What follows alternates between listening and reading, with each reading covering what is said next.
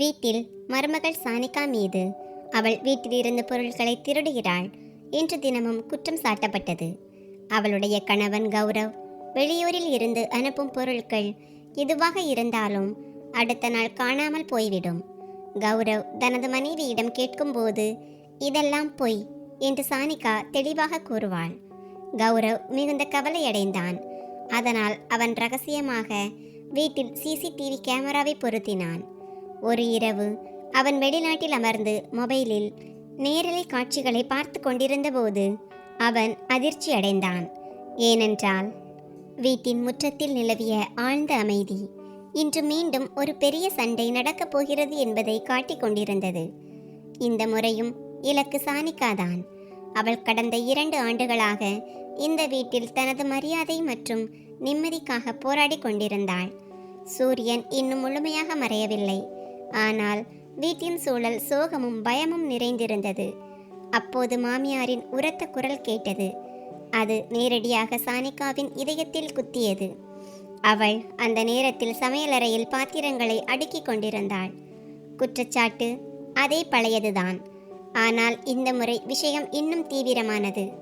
ஏனென்றால் இந்த முறை 5000 ரூபாய் காணாமல் போயிருந்தது. அதை கௌரவ் தனது தாயின் சிகிச்சைக்காகவும் வீட்டு ரேஷனுக்காகவும் அனுப்பியிருந்தான். காலையில் பணத்தை அலமாரியின் கீழ்த்தட்டில் வைத்ததாக மாமியார் கூறினார். ஆனால் இப்போது அங்கு எதுவும் இல்லை. சத்தம் கேட்டு மாமனாரும் வெளியே வந்தார். அவருடைய கண்களில் தெரிந்த சந்தேகத்தை பார்த்து சானிகாவுக்கு மூச்சு முட்டுவது போல் இருந்தது. இனி யாரும் தனது பேச்சை நம்ப மாட்டார்கள் என்று அவளுக்கு தெரியும். ஏனென்றால் கடந்த 6 மாதங்களாக சில நேரங்களில் 1500 ரூபாய், சில நேரங்களில் தங்கச் சங்கிலி என காணாமல் போய்கொண்டே இருந்தது. இன்று எல்லை மீறிவிட்டது. மொத்த பணமும் காணாமல் போயிருந்தது. மாமியார் முற்றத்திலேயே ஒரு நீதிமன்றத்தை கூட்டியது போல் சானிகாவை பிடித்து வெளியே இழுத்து வந்தார்.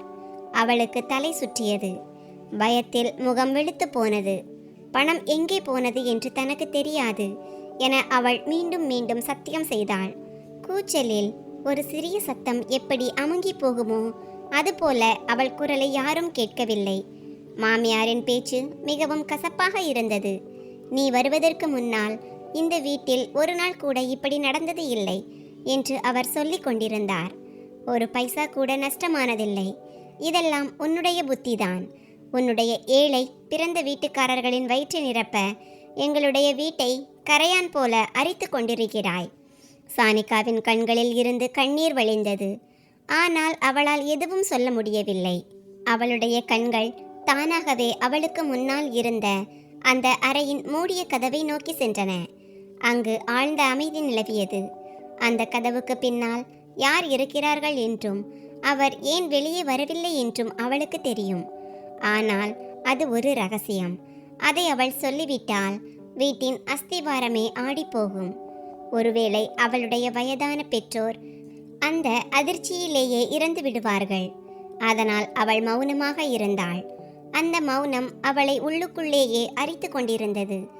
அங்கே 7 கடல் தாண்டி கௌரவ் வேலையினால் களைப்படைந்து தனது அறைக்கு திரும்பிய போது வீட்டிலிருந்து வந்த அழைப்பு அவனை பதற்றமடைய செய்தது. மொபைலில் அம்மாவின் பெயரை கண்டவுடனேயே அவனது இதயம் படபடத்தது. போனை எடுத்ததும் அவன் எதை பயந்தானோ அதுவே நடந்தது. அம்மாவின் அழுகுரலும் அப்பாவின் கடுமையான புகாரும் அவனை உடைத்து விட்டன. அவன் கஷ்டப்பட்டு வியர்வை சிந்தி உழைத்து பணம் அனுப்புகிறான். ஆனால் இங்கே நிலைமையோ வீட்டின் அடிப்படை தேவைகளுக்கே வழியில்லாமல் இருந்தது.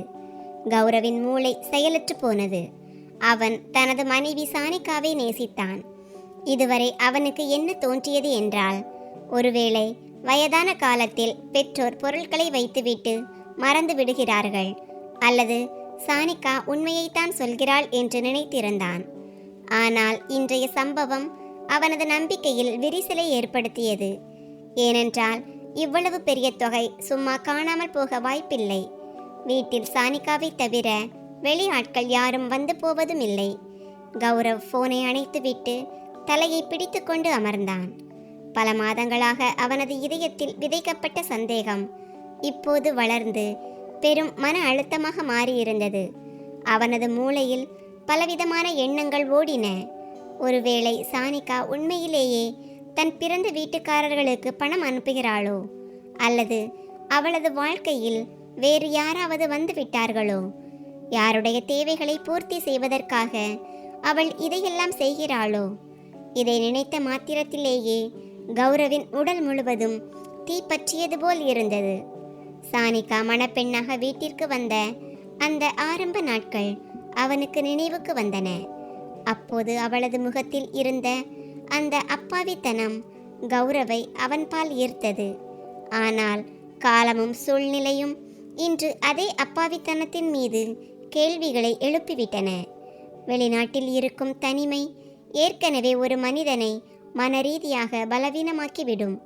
அதோடு தினமும் வீட்டிலிருந்து சண்டை மற்றும் வாக்குவாதங்கள் பற்றிய செய்திகள் வரும்போது மூளை சரியாக வேலை செய்வதை நிறுத்திவிடும். கௌரவும் இதே நிலையைத்தான் கடந்து கொண்டிருந்தான். இனி தான் இருட்டில் இருக்கப் போவதில்லை என்றும், வெறும் போனில் நடக்கும் விவாதங்களால் இந்த பிரச்சனையை தீர்க்க முடியாது என்றும் அவன் முடிவு செய்தான். அங்கேயே அமர்ந்து கொண்டு உறவுகளின் புனிதத்திற்கு எதிரானதாக இருந்தாலும் ஒரு மிகப்பெரிய மற்றும் கடுமையான முடிவை அவன் எடுத்தான். ஆனால் சூழ்நிலை அவனை அந்த நிலைக்கு தள்ளியது. தனது ஊரில் வசிக்கும் பாதுகாப்பு தொடர்பான பணிகளை செய்யும் தனது பழைய மற்றும் நம்பிக்கைக்குரிய நண்பனை அவன் அழைத்தான். இது வீட்டின் கௌரவம் சம்பந்தப்பட்ட விஷயம் என்பதால் யாருக்கும் தெரியக்கூடாது என்று அவனுக்கு திட்டவட்டமாக கூறினான். மின்சார கம்பிகளை சரி செய்வது போல் வீட்டிற்கு வந்து வரவேற்பறை மற்றும் முக்கிய அறையில் யாருடைய கண்ணுக்கும் தெரியாத மறைமுக கேமரா ஒன்றை பொருத்த வேண்டும் என்றும், அதன் பதிவு நேரடியாக தனது மொபைலுக்கு வர வேண்டும் என்றும் திட்டம் தீட்டப்பட்டது. அப்போது கௌரவின் இதயம் ஒரு குற்றவாளியைப் போல வேகமாக துடித்தது. ஏனென்றால் அவன் தனது சொந்த வீட்டிலேயே உளவு பார்க்க போகிறான். தனது மனைவியையே கண்காணிக்கப் போகிறான். ஆனால் இப்போது அவனிடம் வேறு வழி இருக்கவில்லை. உண்மை எவ்வளவு கசப்பானதாக இருந்தாலும் சரி, அதை அவன் அறிய விரும்பினான். அடுத்த நாள் காலை இந்தியாவில் சூரியன் உதித்தபோது வீட்டின் சூழல் அப்படியேதான் இருந்தது. மாமியார் சானிகாவிடம் பேசவில்லை. சானிகா ஒரு குற்றவாளியைப் போல தலைகுனிந்து வீட்டு வேலைகளை செய்து கொண்டிருந்தாள். அவளது மனதில் அசல் திருடன் யார் என்று கத்தி சொல்லி தன்னை தற்காத்து கொள்ள வேண்டும் என்ற எண்ணம் அவளுக்கு மீண்டும் மீண்டும் வந்தது. ஆனால் பிறகு அவளுக்கு தனது நாத்தனார் மற்றும் மைத்துனரின் முகமும் அந்த குடும்பத்தின் கௌரவமும் நினைவுக்கு வந்தது. திருமணத்திற்கு பிறகு விடைபெற்று செல்லும்போது அவளது கணவன் அந்த குடும்பத்தின் கௌரவத்தை பற்றித்தான் அவளிடம் கூறி அனுப்பியிருந்தான். அவள் ஒரு விசித்திரமான இக்கட்டான நிலையில் நின்றிருந்தாள். ஒருபுறம் அவளது சுயமரியாதை, மறுபுறம் அந்த குடும்பம் சிதறிவிடுமோ என்ற பயம். கௌரவின் நண்பன் வீட்டிற்கு வந்தபோது மாமியார் அவனை சந்தேகத்துடன் பார்த்தார். ஆனால் மின்சார வயர்களில் பழுது இருப்பதாக சொன்னதை கேட்டு உள்ளே வர அனுமதித்தார். சானிகா சமையலறையிலும் மாமியார் தனது அறையில் ஜெபம் செய்து கொண்டும் இருந்தனர். இந்த சந்தர்ப்பத்தை பயன்படுத்தி கொண்டு அந்த நண்பன் மிகவும் சாதுரியமாக ஒரு சிறிய கருவியை சுவரில் இருந்த கடிகாரத்திற்கு பின்னாலும் அலமாரியை நோக்கி இருந்த ஒரு அழகான புகைப்பட சட்டத்திற்கு உள்ளேயும் மறைத்து வைத்தான். இதற்கிடையில் சானிகாவோ அல்லது மாமியாரோ பார்த்து விடுவார்களோ என்று பயத்தில் அவனுக்கு நெற்றியில் வியர்த்தது. ஏனென்றால் அவன் பிடிபட்டால் கௌரவின் திட்டம் அனைத்தும் பாழாகிவிடும். ஆனால் அதிர்ஷ்டவசமாக அந்த வேலை யாருக்கும் சந்தேகம் வராதபடி மிக நேர்த்தியாக முடிந்தது. வேலையை முடித்துவிட்டு நண்பன் கிளம்பினான். இப்போது அனைத்தும் தயாராக இருக்கிறது என்ற செய்தி கௌரவிற்கு கிடைத்தது. கௌரவ் வெளியில் அமர்ந்து தனது மொபைலில் வீட்டின் நேரலை காட்சிகளை பார்த்து கொண்டிருந்தான். அங்கு அனைத்தும் சாதாரணமாக தெரிந்தது. மக்கள் நடமாடிக் கொண்டிருந்தனர். மதிய உணவு பரிமாறப்பட்டது. சானிகா எதுவும் சாப்பிடவில்லை என்பதை அவன் கவனித்தான். அவள் அனைவருக்கும் உணவு பரிமாறிவிட்டு அமைதியாக ஒரு மூலையில் அமர்ந்து கொண்டாள். தான் செய்வது தவறு என்றும் தனது மனைவி பசியும் பட்டினியுமாக அநீதியை சகித்து கொண்டிருக்கிறாள் என்றும் கௌரவின் இதயத்தில் ஒரு நிமிடம் தோன்றியது. ஆனால் காலியான அந்த அலமாரியின் நினைவு வந்ததும் அவன் மீண்டும் கல் நெஞ்சக்காரனாக மாறினான். மாலை நேரமானதும் வீட்டின் பரபரப்பு குறைந்தது. மாமியார் கதவை பலமாக சாத்திவிட்டு முணுமுணுத்தபடியே தனது அறைக்கு சென்றார். மாமனார் புகைப்பிடித்துவிட்டு உறங்க சென்றார். இப்போது கேமராவில் காலியான வராந்தாவும் அந்த சண்டைக்கு காரணமான அதே அலமாரியும் மட்டுமே இருந்தன. கௌரவ் இரவு இருளுக்காக காத்து கொண்டிருந்தான். அனைவரும் உறங்கிய பிறகுதான் திருட்டு நடக்கும். ஏனென்றால் திருட்டு எப்போதும் இரவின் அமைதியில்தான் நடக்கும். திருடன் எப்போதும் வீட்டின் ரகசியங்கள் தெரிந்தவனாகத்தான் இருப்பான். கௌரவின் இதயம் பயம் மற்றும் எதிர்பார்ப்பு கலந்த நிலையில் மூழ்கியிருந்தது. ஒருவேளை தனது மனைவி உண்மையிலேயே குற்றவாளியாக இருந்து விடுவாளோ என்ற பயமும், அதே சமயம் இதெல்லாம் வெறும் தவறான புரிதலாக இருக்கக்கூடாதா என்ற எதிர்பார்ப்பும் அவனிடம் இருந்தது. ஆனால் அவன் கண்களுக்கு முன்னால் வரப்போகும் உண்மை அவன் நினைத்ததை விட பயங்கரமானதாக இருக்கும் என்று அவன் எதிர்பார்க்கவில்லை. பகல் முடிந்து மாலை இருட்டியது. வீட்டின் விளக்குகள் அணைக்கப்பட்டன. எங்கும் அமைதி நிலவியது. சானிகா தனது அறைக்கு சென்றாள். மற்ற அனைவரும் உறங்கினர். கௌரவின் கண்கள் அப்படியே திறந்தே இருந்தன. ஏதாவது ஒரு முக்கிய தருணத்தை தவறவிட்டு விடுவோமோ என்று அவன் கண் இமைக்கக்கூட பயந்தான். அறையில் ஓடும் கடிகாரத்தின் டிக் டிக் சத்தம் அவனுக்கு சுத்தியலால் அடிப்பது போல் இருந்தது. அவன் மீண்டும் மீண்டும் புரண்டு படுத்தான். ஒருவேளை சானிகா திருடியாக இருந்தால் அவளுக்கு விவாகரத்து கொடுத்து விடலாம் என்று நினைத்தான். பிறகு இல்லை, அவளிடம் பேசி புரிய வைக்கலாம் என்று நினைத்தான். ஆனால் திருடன் வேறு யாராவது இருந்தால்? இந்த கேள்வி அவன் மனதில் மீண்டும் மீண்டும் வந்தது. பிறகு வீட்டில் வேறு யாரும் இல்லையே என்று தனக்குத்தானே சமாதானம் கூறிக்கொண்டான். அந்த நள்ளிரவு அமைதியில் உலகமே உறங்கிக் கொண்டிருக்கும் போது ஒரு கணவன் தனது மனைவியின் விசுவாசத்தை சோதித்து கொண்டிருந்தான். ஒரு மருமகள் தனது நிரபராதி தன்மையை நிரூபிக்க நிர்பந்திக்கப்பட்டிருந்தாள். இந்த இரவு மிகவும் பாரமானதாக இருந்தது. அந்த பாரம் கௌரவின் நெஞ்சில் அழுத்துவது போல் இருந்தது. ஆட்டம் தொடங்கிவிட்டது. வீரர்கள் தங்கள் நகர்வுகளை செய்ய தயாராக இருந்தனர். கௌரவின் கண்கள் மொபைல் திரையில் நிலைத்திருந்தன. அங்கு இருள் முழுமையாக சூழ்ந்திருந்தது. கேமராவின் மங்கலான ஒளியில் அனைத்தும் பயங்கரமாக தெரிந்தன. அப்போது ஒரு நிழல் லேசாக அசைவது போல் அவனுக்கு தோன்றியது. அது காற்றல்ல, மாறாக இருளிலும் தனது இருப்பை உணர செய்யும் யாரோ ஒருவன். கௌரவின் மூச்சு நின்றது. அவன் மொபைலை தனது கண்களுக்கு மிக அருகில் கொண்டு வந்தான். அவனது இதய துடிப்பு அவனது காதுகளிலேயே எதிரொலித்தது. அது சானிகாவா அல்லது வேறு யாராவதா? திரைக்கு பின்னால் மறைந்திருக்கும் அந்த அசல் உண்மை இன்னும் வெளிவரவில்லை. அந்த மர்மம் கௌரவின் நரம்புகளில் ஓடியது. அந்த வீட்டின் ரகசியங்களை தெரிந்து கொண்டு அனைத்தையும் அழிப்பது யார்? இன்னும் சில நொடிகளில் தனது வாழ்க்கையின் மிகப்பெரிய அதிர்ச்சி தனக்காக காத்திருக்கிறது என்பதையும், சானிகா இதுவரை தனது கண்ணீருக்குள் மறைத்து வைத்திருந்த அந்த ரகசியம் இப்போது ஒரு வெடியைப் போல வெளிவரப் போகிறது என்பதையும் அவன் சிறிதும் எதிர்பார்க்கவில்லை. அது இரவின் 3ஆம் ஜாமம். எங்கும் ஒரு விசித்திரமான அமைதியும் பயமும் சூழ்ந்திருந்தது. ஒரு பெரிய புயல் வருவதற்கு முன் நிலவும் அமைதி போல அது இருந்தது. கடல் கடந்து அமர்ந்திருந்த கௌரவின் கண்களில் தூக்கம் மறைந்தது. அவனது இதயத்தில் ஒரு நிமிடம் கூட நிம்மதியாக அமர முடியாத அளவுக்கு அழுத்தம் இருந்தது. அவனது கையில் ஒரு சிறிய மின்னணு சாதனம் இருந்தது. அதன் திரையில் அவனது சொந்த வீட்டின் உட்புற காட்சிகள் தெரிந்தன. அது அந்த நேரத்தில் அவனுக்கு உலகின் மிக பயங்கரமான கண்ணாடியாக தோன்றியது. அவனது இதய துடிப்பு அதிகரித்தது. ஏனென்றால் எவரை அவன் தனது வாழ்க்கையின் நிம்மதியாக கருதினானோ அவரே இன்று அவனது சந்தேகத்தின் வளையத்தில் இருந்தார். தனது வீட்டின் பாதுகாப்பிற்காக அவன் இரகசியமாக கண்காணிப்பை ஏற்படுத்தி இருந்தான். இன்று அது உண்மையை வெளிச்சம் போட்டு காட்டப் போகிறது. திரையில் இருள் சூழ்ந்த அறை தெரிந்தது. இரவின் கருமை அங்கிருந்த ஒவ்வொரு பொருளையும் மங்கலாக்கி இருந்தது. ஆனால் கௌரவின் கண்கள் அந்த அலமாரியின் மீதே நிலைத்திருந்தன. கடந்த சில மாதங்களாக அந்த அலமாரிதான் அனைத்து சண்டைகளுக்கும் காரணமாக இருந்தது.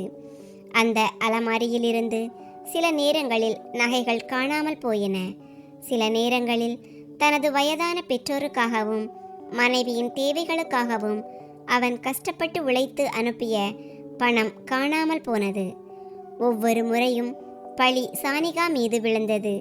ஒவ்வொரு முறையும் அவள் தான் எதையும் எடுக்கவில்லை என்று அழுது கொண்டே சத்தியம் செய்தாள். ஆனால் இப்போது கௌரவின் நம்பிக்கை தளர்ந்து விட்டது. அதனால்தான் இன்று விழித்திருந்து உண்மையை அவன் தனது சொந்த கண்களால் பார்க்க விரும்பினான். அறையில் மிக மெல்லிய வெளிச்சம் இருந்தது. அது தெருவில் எரிந்து கொண்டிருந்த விளக்கிலிருந்து ஜன்னல் கம்பிகளின் வழியாக ஊடுருவி தரையில் விசித்திரமான நிழல்களை உருவாக்கி கொண்டிருந்தது. சானிகா படுக்கையில் ஒருபுறம் சரிந்து படுத்திருந்தாள். அவள் உறங்கிக் கொண்டிருந்தாளா அல்லது தினமும் விழும் வசவு சொற்கள் அவளது தூக்கத்தை பறித்து விட்டதா? கௌரவ் ஒரு கல்லை போல ஓரிடத்தில் அமர்ந்திருந்தான். அப்போது திரையின் ஒரு மூலையில் அசைவு தெரிந்தது. அவனது மூச்சு தொண்டையிலேயே நின்றுவிட்டது. அவன் உற்று பார்த்தபோது முற்றத்தை நோக்கி திறக்கும் அந்த சிறிய கதவு, ஒவ்வொரு இரவும் பூட்டப்பட்டிருக்கும் அந்த கதவு, இன்று மெதுவாக திறந்து கொண்டிருந்தது. கதவின் தாழ்பால் எந்த சத்தமும் இல்லாமல் திறந்தது. உள்ளே வருபவர் இந்த வேளையில் கைதேர்ந்தவராக இருக்க வேண்டும், அல்லது ஏற்கனவே முழு தயாரிப்புடன் வந்திருக்க வேண்டும். ஒரு மனித நிழல் அறைக்குள் நுழைந்தது. முகம் இருளில் மறைந்திருந்தது. தலையில் ஏதோ சுற்றப்பட்டிருந்தது. அதனால் அந்த நபர் யார் என்று அடையாளம் காண்பது கடினமாக இருந்தது.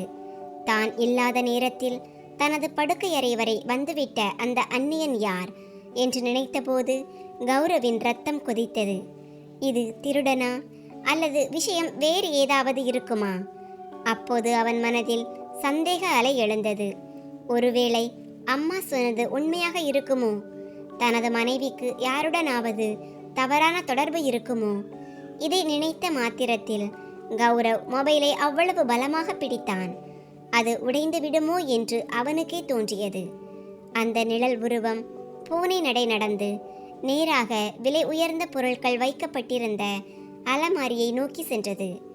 அதன் நடையில் ஒரு விசித்திரமான தந்திரமும் பயமும் பதற்றமும் இருந்தது. அது மீண்டும் மீண்டும் திரும்பி சானிகாவை பார்த்தது.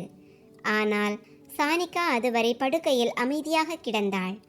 அந்த நிழல் அலமாரியின் பூட்டை தொட்டதும் திடீரென படுக்கையில் அசைவு ஏற்பட்டது. கௌரவின் மூச்சு நின்றது. இனி என்ன நடக்கும்?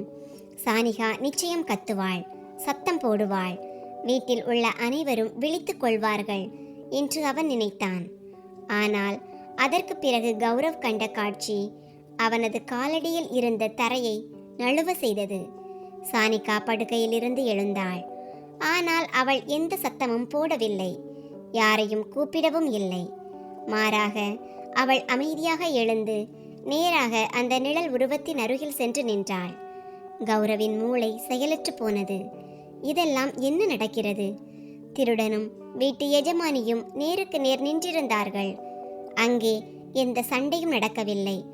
மங்கலான ஒளியில் ஒரு நிழல் உருவம் சானிகாவின் காலடியில் மண்டியிட்டு அமர்வது போல் கௌரவ் கண்டான். அது அவளிடம் கெஞ்சுவது போல் இருந்தது. சானிகா அதை தடுக்கவும் இல்லை, வெளியே துரத்தவும் இல்லை. மாறாக அவளே அலமாரியை திறந்து அதிலிருந்து சில பொருட்களை எடுத்து அவனிடம் கொடுத்தாள். இதை கண்ட கௌரவின் கண்களுக்கு முன்னால் இருள் சூழ்ந்தது. ஏனென்றால் அவனது மிகப்பெரிய பயம் உண்மையாகிவிட்டது. எவளை அவன் ஒரு புனிதமான தூய்மையான மனைவி என்று நினைத்தானோ அவளே தன் கைகளால் வீட்டின் செல்வத்தை வாரி வழங்கி கொண்டிருந்தாள். ஒருவேளை இது அவளது பழைய உறவாக இருக்குமோ? அதை அவள் இன்னும் தொடர்ந்து கொண்டிருக்கிறாளோ என்று கௌரவ் நினைக்கத் தொடங்கினான். அவனது இதயத்தில் எழுந்த வலி சானிகாவை கத்தி அழைக்க தூண்டியது. ஆனால் அவன் ஆயிரக்கணக்கான மைல்களுக்கு அப்பால் ஆதரவற்று கிடந்தான். அவனால் பார்க்க மட்டுமே முடிந்தது. அந்த நிழல் உருவம் அனைத்து பொருட்களையும் எடுத்துக்கொண்டு வேகமாக ஜன்னலை நோக்கி சென்றது. செல்லும் முன் ஒரு முறை சானிகாவை திரும்பி பார்த்து நன்றி சொல்வது போலவோ அல்லது மன்னிப்பு கேட்பது போலவோ கையை அசைத்தது. அந்த நிழல் ஜன்னல் வழியாக குதித்து மறையும் வரை சானிகா ஒரு கல்லை போல அங்கேயே நின்றிருந்தாள். அறையில் மீண்டும் ஒரு பயங்கரமான அமைதி நிலவியது. ஆனால் கௌரவின் இதயத்தில் ஒரு புயலே வீசிக்கொண்டிருந்தது. இந்த பெண் உன் வீட்டை அழித்து விடுவாள் என்ற அவனது அம்மாவின் வார்த்தைகள் அவனுக்கு நினைவுக்கு வந்தன. திருடன் வெளியே இருந்து வந்தவன் அல்ல, மாறாக அவனது மனைவியே திருடனுக்கு உதவி செய்கிறாள் என்பதை இன்று அவன் தன் சொந்த கண்களால் பார்த்துவிட்டான். இருப்பினும் ஒரு விஷயம் அவனை துளைத்து கொண்டிருந்தது. அந்த நிழல் உருவம் யார்? கேமரா இருந்த கோணத்தினால் அந்த நபரின் முகம் தெளிவாக தெரியவில்லை. சானிகாவின் அமைதியிலிருந்து அவள் அந்த மனிதனை நன்கு அறிவாள் என்பதும் அவனுக்கு உதவி செய்கிறாள் என்பதும் தெளிவாக தெரிந்தது. நடுக்கத்துடன் கௌரவ் கேமராவை அணைக்க முயன்றான். ஆனால் அவனது விரல்கள் ஒத்துழைக்கவில்லை. அவள் என்ன செய்ய போகிறாள் என்று கௌரவ் பார்க்க விரும்பினான். சிறிது நேரம் கழித்து சானிகா அலமாரியை மூடிவிட்டு தரையில் அமர்ந்தாள். முழங்கால்களுக்குள் தலையை மறைத்து கொண்டு தேம்பி தேம்பி அழத் தொடங்கினாள். ஆனால் கௌரவிற்கு அவளது அழுகையை பார்த்து இரக்கம் வரவில்லை. தனது குற்றங்களை மறைப்பதற்காக அவள் வடிக்கும் முதலை கண்ணீர் இது என்று அவன் நினைத்தான். கௌரவின் மூளையில் அவனது முழு வாழ்க்கையும் ஒரு திரைப்படத்தை போல ஓடத் தொடங்கியது. தனது பெற்றோரின் விருப்பத்திற்கு மாறாக சானிகாவை விரும்பி திருமணம் செய்திருந்தான். இந்த பெண் வீட்டை சிறப்பாக பார்த்து கொள்வாள் என்று அனைவருக்கும் அவன் உறுதி அளித்திருந்தான். ஆனால் இன்று அதே பெண் வீட்டின் அஸ்திவாரத்தையே பலவீனமாக்கி கொண்டிருந்தாள்.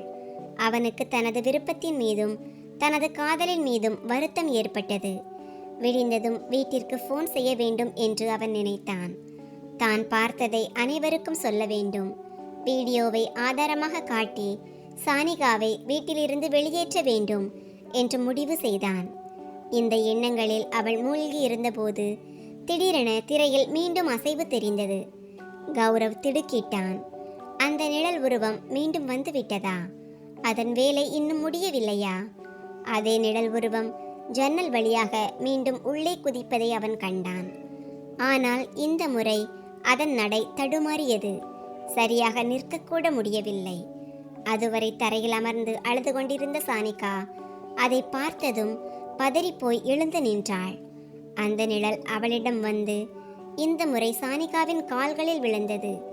வெளிச்சம் இப்போது அந்த உருவத்தை தெளிவாக காட்டியது. அந்த மனிதன் சானிகாவின் கால்களை பிடித்து கொண்டு கெஞ்சி கொண்டிருந்தான். அவனது உடல் ஏதோ ஒன்றிற்காக துடித்தது. ஏதோ ஒரு பழக்கத்திற்கு அவன் அடிமையானது போல தெரிந்தது. சானிகா அவனை தூக்க முயற்சி செய்தாள். ஆனால் அவனால் எழ முடியவில்லை. கௌரவ் மொபைல் திரைக்கு இன்னும் அருகில் வந்தான். அவனது இதயம் பயத்தில் வேகமாக துடித்தது. அந்த மனிதனின் அசைவுகள், உடைகள் மற்றும் தோற்றம் அவனுக்கு நன்கு தெரிந்த ஒன்றாக இருந்தது. அவன் ஒரு திருடனோ அல்லது காதலனோ அல்ல, மாறாக அவன் ஒரு சொந்தக்காரன், வீட்டை சேர்ந்த ஒரு துரோகி. கௌரவின் கண்கள் பயத்திலும் ஆச்சரியத்திலும் விரிந்தன. அந்த இளைஞன் தன் கையை உயர்த்திய போது மறைத்து வைக்கப்பட்டிருந்த கேமராவின் மீதான மங்கலான ஒளி அவன் முகத்தில் விழுந்தது. முகம் முழுமையாக தெரியவில்லை என்றாலும் அந்த மங்கலான உருவமே கௌரவிற்கு போதுமானதாக இருந்தது. ஏனென்றால் அந்த முகம் அவனது சொந்த இரத்தமான அவனது தம்பி கரனுடையது. பல்கலைக்கழகத்தில் படிக்கும் பெற்றோரின் செல்ல பிள்ளையான கௌரவ் தன் மகனைப் போல நேசித்த அதே கரண். கௌரவின் தலை சுற்றியது. அவனது கண்களையே அவனால் நம்ப முடியவில்லை. கரண் படிப்பில் மூழ்கியிருப்பவன் ஆயிற்றே. பிறகு ஏன் நடுநிசையில் தன் அண்ணி அறையில் இருக்கிறான்? அவனது நிலைமை ஏன் ஏதோ ஒரு போதையில் இருப்பது போல் இருக்கிறது? அப்போதுதான் கௌரவிற்கு ஒரு விஷயம் நினைவுக்கு வந்தது. கடந்த சில காலமாக கரண் குடும்பத்தினருடன் பழகுவதை குறைத்து கொண்டான். அடிக்கடி தன் அறையை பூட்டிக் கொண்டு இருப்பான். அதிகமாக பணம் கேட்க தொடங்கினான். படிப்பு செலவு அதிகரித்து விட்டதாக அம்மா கூறுவார். ஆனால் இப்போது உண்மை வெளிச்சத்திற்கு வந்துவிட்டது. கரண் தன் அண்ணி சானிகாவிடம் கைகளை கூப்பி அழுது கொண்டிருந்தான். அவனது வாயிலிருந்து நுரை தள்ளியது. நடுங்கும் கைகளால் சானிகாவின் சேலை தலைப்பை பிடித்து ஏதோ கேட்டு கொண்டிருந்தான். சானிகா கையெறு நிலையில் தலையசைத்து மறுத்து கொண்டிருந்தாள். தன்னிடம் இனி எதுவும் மிஞ்சவில்லை என்று அவள் சொல்வது போல் இருந்தது. ஆனால் கரண் அவளது கால்களை விடவில்லை. தன் தலையை தரையில் மோதிக்கொள்ளத் தொடங்கினான். அவன் தனக்குத்தானே ஏதேனும் தீங்கு விளைவித்துக் கொள்வானோ என்று சானிகா பயந்தாள். அதனால் அவள் தன் மணிக்கட்டில் இருந்த தன் தாயின் நினைவாக வைத்திருந்த கடைசி தங்க வளையலை அவசரமாக கழற்றி கரணின் கையில் கொடுத்தாள். ஒரு பசியுள்ள நாய் எலும்பை துரிதமாக பறிப்பது போல கரண் அதை வாங்கி கொண்டு தடுமாறும் காலடிகளுடன் மீண்டும் ஜன்னலை நோக்கி ஓடினான். சானிகா அப்படியே சுவரை ஒட்டி அமர்ந்தாள்.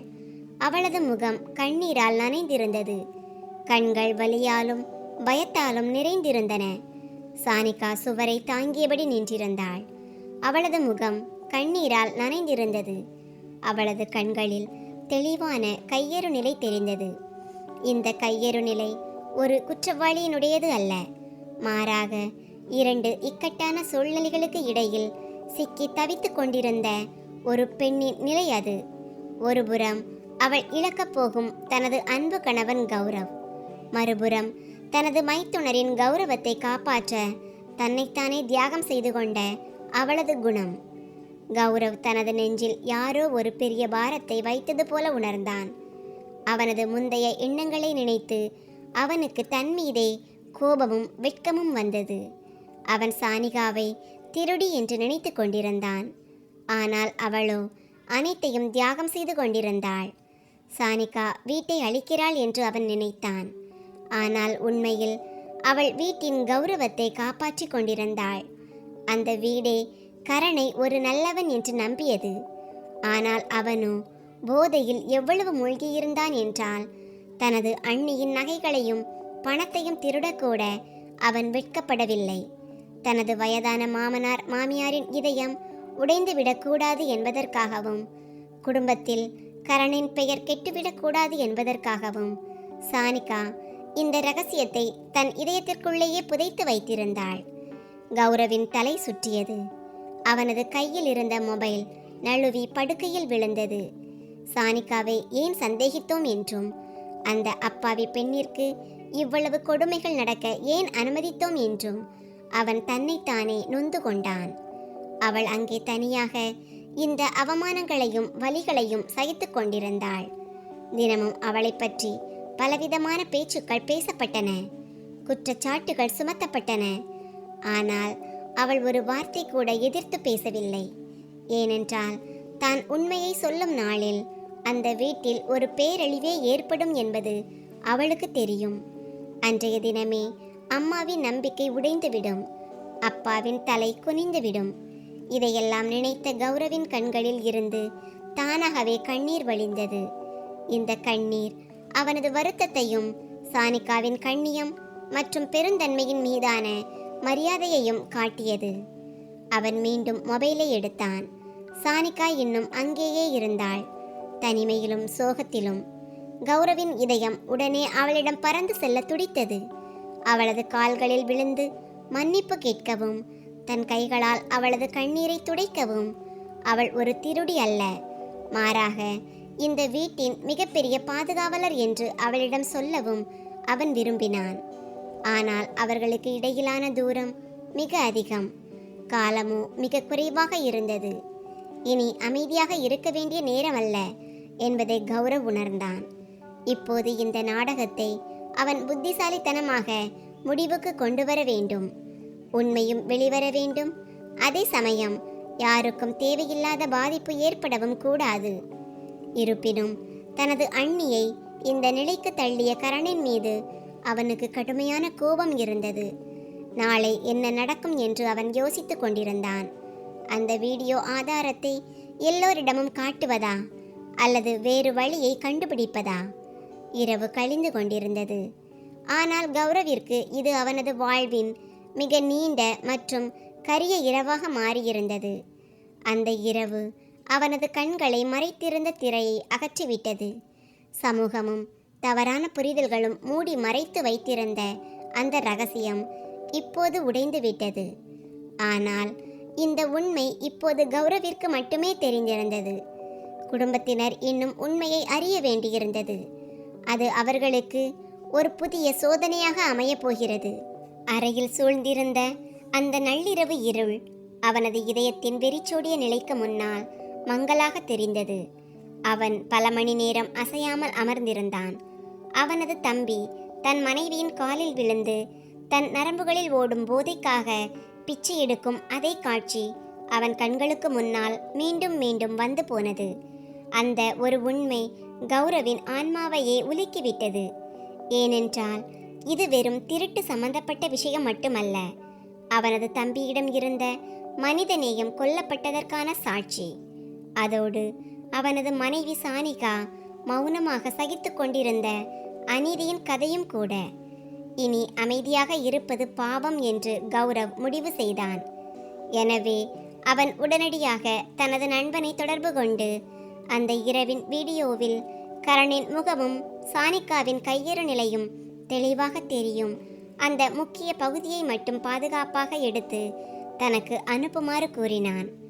அந்த நண்பன் எந்த கேள்வியும் கேட்காமல் அவன் சொன்னதற்கு கீழ்ப்படிந்து சில நிமிடங்களிலேயே அந்த அழிவுகரமான உண்மையை கௌரவின் மொபைலுக்கு அனுப்பி வைத்தான். இப்போது அடுத்த கட்டம்தான் மிகவும் கடினமானது.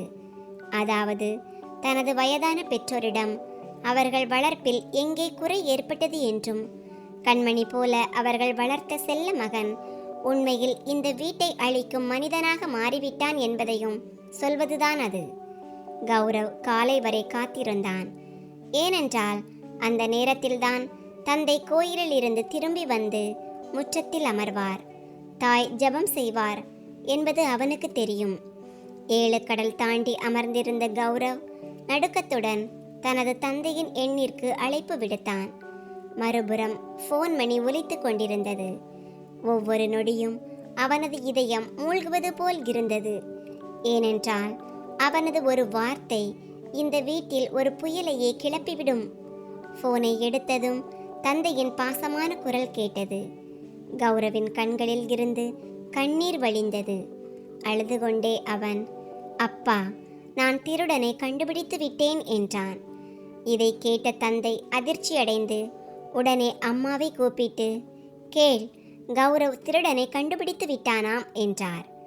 அம்மா மகிழ்ச்சியுடன் ஓடி வந்து, என் மகன் நீடுழி வாழட்டும், இதெல்லாம் சானிகாவின் வேலை என்று நான் அப்போதே சொன்னேன். சீக்கிரம் சொல், அவளை இப்போதே வீட்டிலிருந்து துரத்தி விடுகிறேன் என்றார்.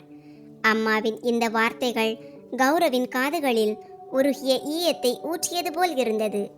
கனத்த குரலில் அவன் சொன்னான், அம்மா, சானிகா நிரபராதி. திருடன் வேறு யாருமல்ல. எவர் மீது நீங்கள் உயிரையே வைத்திருக்கிறீர்களோ அவன்தான். இதை கேட்ட அம்மா கோபத்தில், உனக்கு என்ன மூளை குழம்பிவிட்டதா? வெளிநாடு போய் உனக்கு என்ன ஆகிவிட்டது என்றார். கௌரவ் மேற்கொண்டு விவாதிக்க விரும்பாமல் தனது தந்தையிடம், அப்பா, உங்கள் மொபைலுக்கு ஒரு வீடியோ அனுப்புகிறேன். அதை இப்போதே எல்லோர் முன்னிலையிலும் ஓட விடுங்கள்.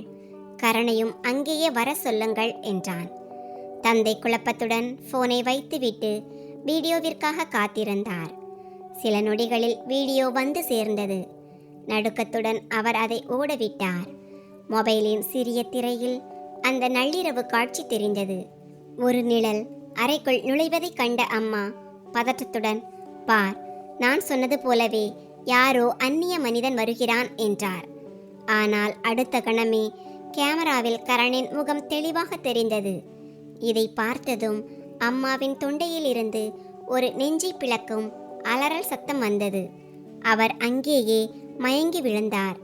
தந்தையின் கண்கள் அப்படியே நிலைத்து நின்றன.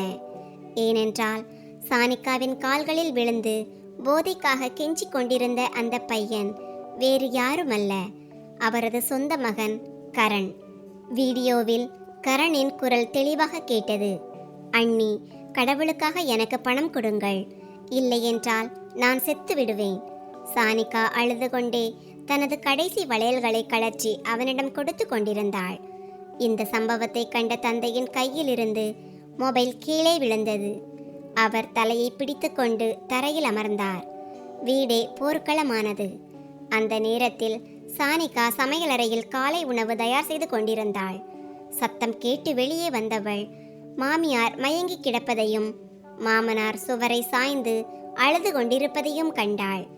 அவளுக்குள் ஒரு பயம் ஏற்பட்டது. ஒருவேளை கௌரவ் அவளுக்கு விவாகரத்து கொடுத்து விட்டாரோ? ஆனால் அப்போது மாமனார் தலை நிமிர்ந்து சானிகாவை பார்த்தார். அவரது கண்களில் நேற்று வரை இருந்த வெறுப்பு இப்போது இல்லை. அதற்கு பதிலாக வெட்கமும் வருத்தமும் இருந்தது. அதே நேரத்தில் கரணும் தனது அறையிலிருந்து வெளியே வந்தான். போதை தெளிந்திருந்ததால் அவன் நடுங்கிக் கொண்டிருந்தான். கரனை கண்டதும் தந்தையின் கோபம் வெடித்தது. அவர் எழுந்து கரணின் கன்னத்தில் பலமாக ஒரு அறை விட்டார். அந்த சத்தம் வீடு முழுவதும் எதிரொலித்தது. அவர் கத்தினார், உன்னை வளர்த்து ஆளாக்கி படிக்க வைத்து அழகு பார்த்தோம். ஆனால் நீ எங்கள் முதுமை கால கௌரவத்தை மண்ணோடு மண்ணாக்கி விட்டாய். உன் அண்ணியின் நகைகளை திருடிக் கொண்டிருந்தாய். நாங்களோ அந்த அப்பாவி பெண்ணை கொடுமைப்படுத்தி கொண்டிருந்தோம். உனக்கு வெட்கமாக இல்லையா? உன் தாயை போன்ற அண்ணியின் கால்களில் விழுந்து கிடக்கிறாயே. பயத்தில் கரண் பின்வாங்கினான். சுவரை ஒட்டி நின்று அழத் தொடங்கினான். அவனது நிலையை பார்த்த அம்மாவும் மயக்கம் தெளிந்து எழுந்தார். ஐயோ, என் தலைவிதி! இந்த நாளை பார்ப்பதற்கு முன்னால் நான் ஏன் சாகவில்லை என்று நெஞ்சில் அடித்துக்கொண்டு அழுதார். என் வீட்டையே தீண்டிய பாம்பிற்கு நான் பால் வார்த்து வளர்த்தேனே. சானிகா ஒரு மூலையில் அமைதியாக நின்று இதையெல்லாம் பார்த்து கொண்டிருந்தாள். அவளது இதயத்தில் கரண் மீது வெறுப்பு இல்லை, மாறாக பரிதாபமே இருந்தது. ஏனென்றால் போதை ஒரு மனிதனை மிருகமாக்கிவிடும் என்று அவளுக்கு தெரியும். அப்போது கௌரவ் மீண்டும் ஃபோன் செய்தான். தந்தை அதை ஸ்பீக்கரில் போட்டார். கௌரவின் குரல் வலியால் நிறைந்திருந்தது. அவன் சொன்னான், அப்பா, நீங்கள் சானிகாவை திட்டிக் கொண்டிருந்தீர்கள். அவளை திருடி என்று சொன்னீர்கள். ஆனால் அவளோ உங்கள் கௌரவத்தை காப்பாற்ற தனது கௌரவத்தையே பணயம் வைத்தாள். தன் மகன் போதைக்கு அடிமையாகிவிட்டான் என்பது உங்களுக்கு தெரியக்கூடாது என்பதற்காக அவள் தனது நகைகளை விற்றாள். வீட்டின் ரேஷன் பொருள்களுக்காகவும் கரணின் தேவைகளுக்காகவும் அவள் குறைவாக உண்டு பசியோடு இருந்தாள். அதற்கு பதிலாக நாம் அவளுக்கு என்ன கொடுத்தோம்? இன்று என் மனைவியை பார்த்து நான் பெருமைப்படுகிறேன். இந்த வைரத்தின் மதிப்பை உணராததற்கு என்னை நினைத்து நான் வெட்கப்படுகிறேன். கௌரவின் இந்த வார்த்தைகளை கேட்டு மாமியார் தடுமாறும் காலடிகளுடன் சானிகாவை நோக்கி சென்றார். அவளிடம் கைகளை கூப்பி, மகளே, என்னை மன்னித்து விடு. நான் குருடியாகிவிட்டேன். பாசம் என் கண்களை மறைத்து விட்டது. உனக்கு நான் நிறைய அநீதி இழைத்து விட்டேன். என்னை மன்னித்து விடு. இல்லையென்றால் என் கண்கள் நிம்மதியாக மூடாது என்றார். சானிகா முன்னே வந்து தனது மாமியாரை கட்டிக்கொண்டாள். அழுது கொண்டே அவள் சொன்னாள், அத்தை, நீங்கள் என் தாய். தாய் ஒருபோதும் மன்னிப்பு கேட்கக்கூடாது. நான் செய்ததெல்லாம் இந்த குடும்பம் உடைந்துவிடக்கூடாது என்பதற்காகத்தான். ஏனென்றால் கரணின் உண்மை உங்களுக்கு தெரிந்தால் நீங்கள் உயிரோடு இருக்கும்போதே இறந்து விடுவீர்கள் என்று எனக்கு தெரியும். இந்த உருக்கமான காட்சி அங்கிருந்த அனைவரது கண்களையும் குளமாக்கியது. ஆனால் சிக்கல் இன்னும் முழுமையாக தீரவில்லை. ஏனென்றால் கரண் இன்னும் போதைக்காக தவித்து கொண்டிருந்தான். அவனுக்கு சிகிச்சை தேவைப்பட்டது. அந்த கணமே தந்தை ஒரு முடிவெடுத்தார். இனி இந்த வீட்டில் எந்த உண்மையும் மறைக்கப்படாது. அவர் கரணின் கையை பிடித்து சொன்னார், இனி உனக்கு இந்த வீட்டில் இடமில்லை. மறுவாழ்வு மையத்தில்தான் இடம். நீ ஒரு மனிதனாக மாறும் வரை இந்த வீட்டின் வாசற்படியை மிதிக்கக்கூடாது. கரண் அழுதான், கெஞ்சினான். ஆனால் இன்று அந்த தந்தையின் இதயம் கல்லாகி போனது. அன்றைய தினமே கரண் நகரில் உள்ள ஒரு மருத்துவமனையில் அனுமதிக்கப்பட்டான். வீட்டில் ஒரு விசித்திரமான அமைதி நிலவியது. ஆனால் பொய் மற்றும் சந்தேகத்தினால் உருவான அமைதியை விட இது மேலானதாக இருந்தது. நாட்கள் கடந்தன. சூழ்நிலை மெல்ல மெல்ல சீரானது. மாமியார் இப்போது தனது சொந்த மகள்களை விடவும் சானிகாவை அதிகம் நேசிக்கத் தொடங்கினார். ஒவ்வொரு விஷயத்திலும் அவளிடம் ஆலோசனை கேட்டார். கௌரவும் விடுமுறை எடுத்துக்கொண்டு இந்தியாவிற்கு திரும்பினான். அவன் சானிகாவிடம் தான் செய்த தவறுக்காக மன்னிப்பு கேட்டான். கரணின் பழக்கத்தினால் விற்கப்பட்ட அந்த நகைகள் அனைத்தையும் அவன் மீண்டும் சானிகாவிற்கு செய்து கொடுத்தான். ஆனால் சானிகாவிற்கு நகைகளை விடவும் இப்போது அந்த வீட்டில் அவளுக்கு கிடைத்திருக்கும் மரியாதையே முக்கியமானதாக இருந்தது. கரணின் சிகிச்சை நீண்டதாகவும் வலி நிறைந்ததாகவும் இருந்தது. ஆனால் சானிகாவும் கௌரவும் அவனை கைவிடவில்லை. அவன் இந்த போதை என்னும் சேற்றில் இருந்து வெளியே வர முடியும் என்று அவர்கள் தொடர்ந்து அவனுக்கு துணிச்சலை ஊட்டினார்கள்.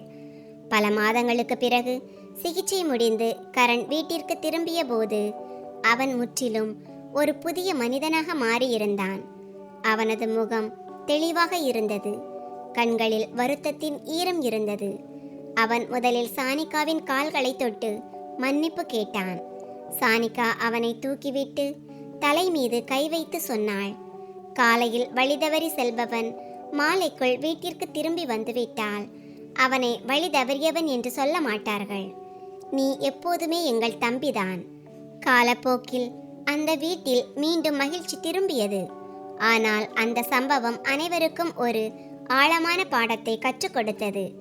பிள்ளைகள் மீதான குருட்டுத்தனமான பாசத்தால் பல நேரங்களில் நாம் நீதியை மறந்து விடுகிறோம். மற்ற வீட்டு பெண்களை கொடுமைப்படுத்துகிறோம். அவர்களும் யாருடைய பிள்ளைகளோ என்பதை நாம் மறந்து விடுகிறோம்.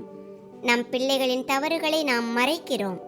மற்றவர்களின் நன்மைகளை கூட தீமையாக சித்தரிக்கிறோம். சந்தேகம் என்பது அழகான குடும்பங்களை அளிக்கும் ஒரு நோய். ஆனால் பொறுமை என்பது கல்மனங்களையும் கரைக்கும் ஒரு சக்தி. சானிகாவின் பொறுமையும் தியாகமும் வீண் போகவில்லை. அவள் தனது குடும்பத்தை காப்பாற்றியது மட்டுமின்றி வழி தவறிய ஒரு ஆன்மாவையும் சரியான பாதைக்கு கொண்டு வந்தாள். இன்று அந்த குடும்பத்தை பற்றி பேச்சு வரும்போதெல்லாம் மக்கள் சானிகாவை ஒரு உதாரணமாக சொல்கிறார்கள். மருமகள் என்றால் இவளைப் போல இருக்க வேண்டும். தனது உறுதியான குணத்தினால் பெரிய புயல்களையே திசை திருப்பியவள் என்று புகழ்கிறார்கள். உண்மையை சிறிது காலம் மறைக்க முடியுமே தவிர அழிக்க முடியாது என்பதை இந்த கதை நிரூபித்து விட்டது. ஏனென்றால் உறவுகளின் கயிறு உண்மை எனும் நூலினால் பிணைக்கப்பட்டுள்ளது. அது ஒருமுறை அருந்துவிட்டால் அதை மீண்டும் இணைக்க பல தியாகங்களை செய்ய வேண்டியிருக்கும். கர்ம வினையின் பலன்கள் மிகவும் நுட்பமான தராசு கொண்டு அளவிடப்படுகின்றன. மற்றவர்கள் மீது பொய் குற்றச்சாட்டுகளை சுமத்துபவர்களை காலம் ஒரு நாள் நிச்சயம் வெட்கப்பட வைக்கும். பொறுமையை கடைபிடிப்பவர்களுக்கு இந்த உலகமே வியந்து பார்க்கும் அளவிற்கு கடவுள் மரியாதையை தருவார். ஒரு காலத்தில் சண்டைக்கு காரணமாக இருந்த அந்த வீட்டு அலமாரி இன்றும் அங்கேயேதான் இருக்கிறது.